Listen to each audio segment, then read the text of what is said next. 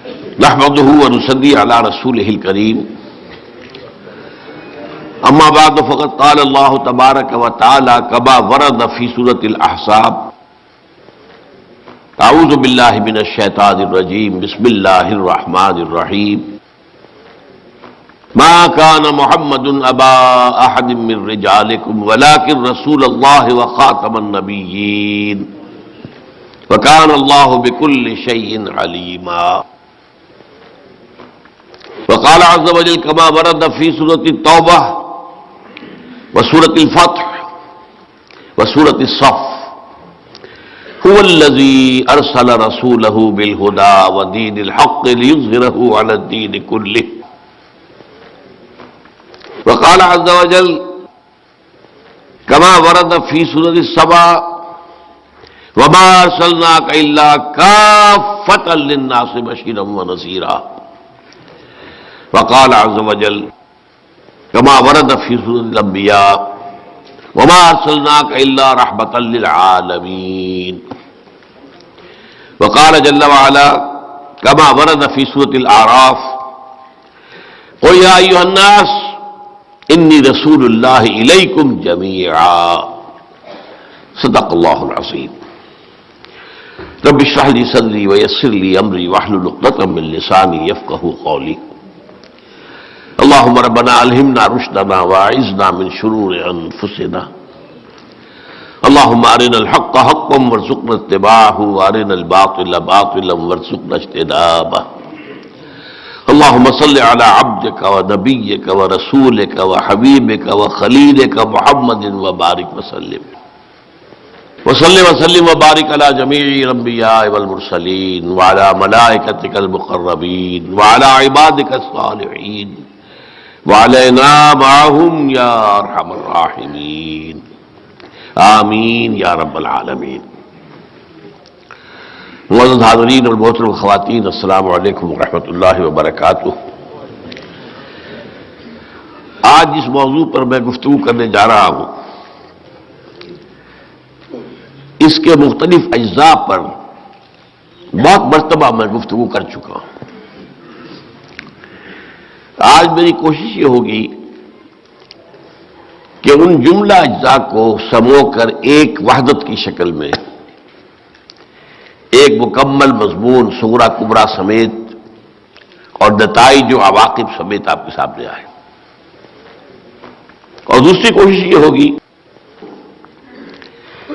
کہ میں اپنی عادت کے برعکس کوشش کروں کہ کوئی رنگ خطابت پیدا نہ ہو، بلکہ دھیمے انداز میں دو اور دو چار کی طرح سے بات کر کے آپ کے سامنے کچھ باتیں رکھوں تاکہ وہ ذہن نشین بھی ہو اور آپ بھی انہیں گنتی کے طور پر پھر یاد کر سکیں۔ چنانچہ میں نے ایک سینوپسس سا تیار بھی کیا ہے آج اس کی گفتگو کے لیے، اگرچہ میں نہیں کہہ سکتا، ہو سکتا ہے بعد میں میری عادت عود کر آئے، عادت کے معنی عود کرنے والی شے کے ہیں، ایک ہی مادہ ہے۔ بہرحال آپ دعا کریں کہ جو میں نے دو فیصلے کیے ہیں اللہ تعالیٰ مجھے ان کو پورا کرنے کی توفیق عطا فرمائے۔ دیکھیے، نبی اکرم صلی اللہ علیہ وسلم پر نبوت کا خاتمہ و اختتام یہ ہمارے ایمان کا جزو لا ینفک ہے، اسے ایمان سے علیحدہ نہیں کیا جا سکتا، امت مسلمہ کی تاسیس کی بنیاد ہے۔ لیکن اس ختم نبوت کے دو پہلو ہیں۔ ایک پہلو وہ ہے جس سے ایک بہت بڑا قانونی، فقہی، شرعی حکم ملتا ہے، فیصلہ ملتا ہے، وہ بہت اہم ہے، بہت اہم ہے، بہت اہم ہے۔ اسی لیے اس پر علماء دین نے، ہمارے اسلاف نے رحمہم اللہ بڑی کوشش صرف کی ہے، محنت صرف کی ہے، بڑی جد و جہد کے ساتھ اس نقطے کو انہوں نے خوب واضح کیا۔ دوسرا پہلو جو ہے وہ زیادہ تر کہا جا سکتا ہے علمی پہلو ہے، اور اس سے کوئی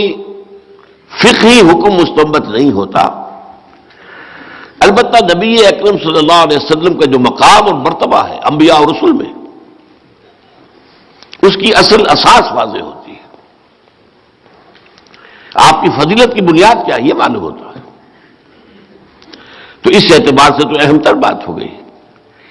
لیکن چونکہ یہ ایک علمی بات ہے، اس میں کوئی فقہی پہلو نہیں ہے، لہذا اس پر توجہ کم ہوئی ہے۔ اب آئیے وہ دو پہلو کیا ہیں؟ لفظ ختم کے اندر ہی وہ دو پہلو موجود ہیں۔ اردو میں بھی عربی میں بھی یہ لفظ دو معنی میں مستعمل ہوتا ہے۔ ایک یہ کہ کوئی شے پہلے تھی اب نہیں ہے، ختم ہو گئی، آٹا ختم ہو گیا، پیسے ختم ہو گئے، ایک چیز تھی اب نہیں ہے، اختتام یا خاتمہ ہو گیا۔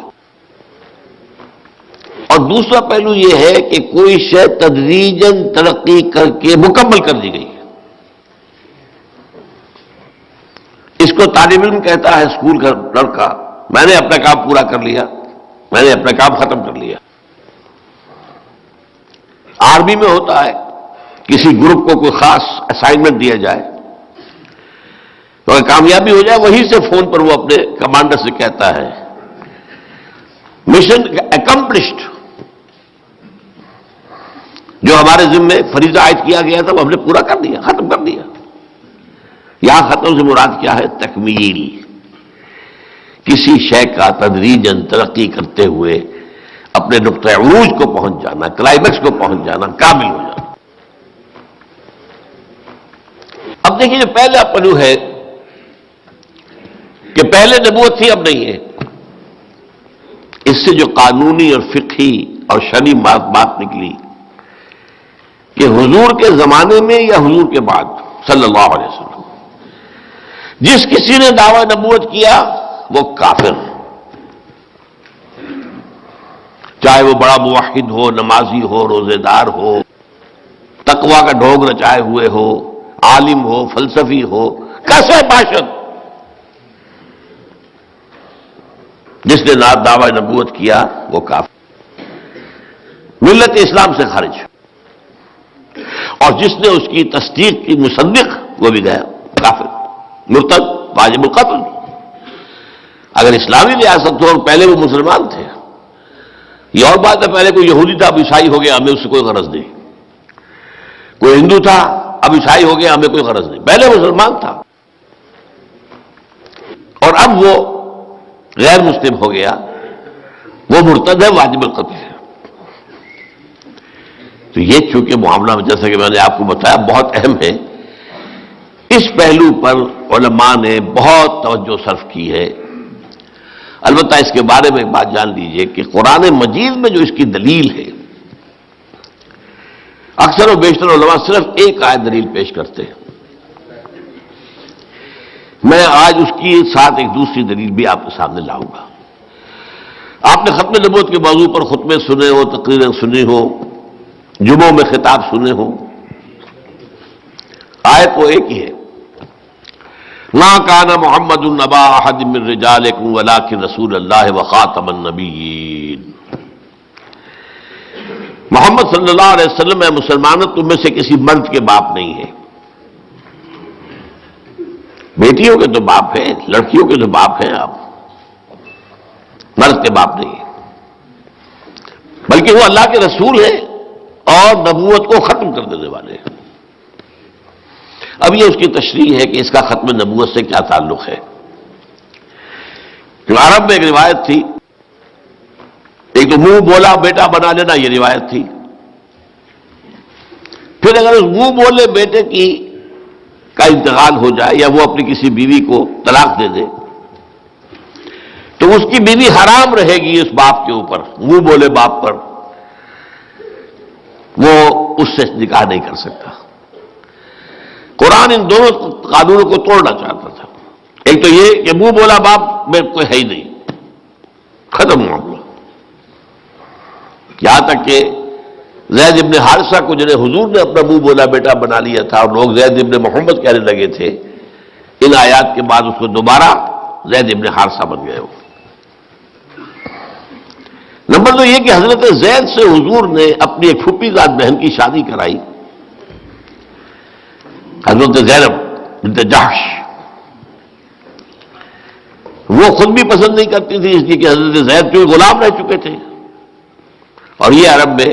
کم تر درجے کا آدمی رہتا ہے جو کبھی غلام رہا ہو، چاہے پھر وہ آزاد ہو گیا ہو، لیکن وہ بالکل آزادوں کے برابر نہیں ہوتا۔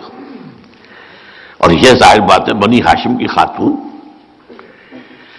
تو یہ سمجھتی تھی میرا کفو نہیں ہے، حضور نے کہہ سن کر شادی کر دی۔ لیکن اس کے بعد یہی ہوا کہ حضرت زینب جو ہے جو ادب یا جو عزت کرنی چاہیے تھی اپنے شوہر کی وہ نہیں کر پائی۔ ظاہر بات ہے کہ وہ طبیعت کے اندر سے وہ بات تو نہیں نکلتی ہے۔ تو حضرت زید نے مجبور ہو کر کہا کہ میں تمہیں طلاق دیتا ہوں، طلاق دے دوں گا۔ اس کی خبر پہنچی حضور تک، حضور نے بھی روکا، زید نہ مت کرو ایسا، پہلے تو میں نے ان پر زور دے کر تو تم سے شادی کرائی، اب تم طلاق دے کر اور اسے زخم لگانا چاہتے ہو، ہم سکھانے کا زوجک رو کے رکھو۔ لیکن ظاہر بات ہے کہ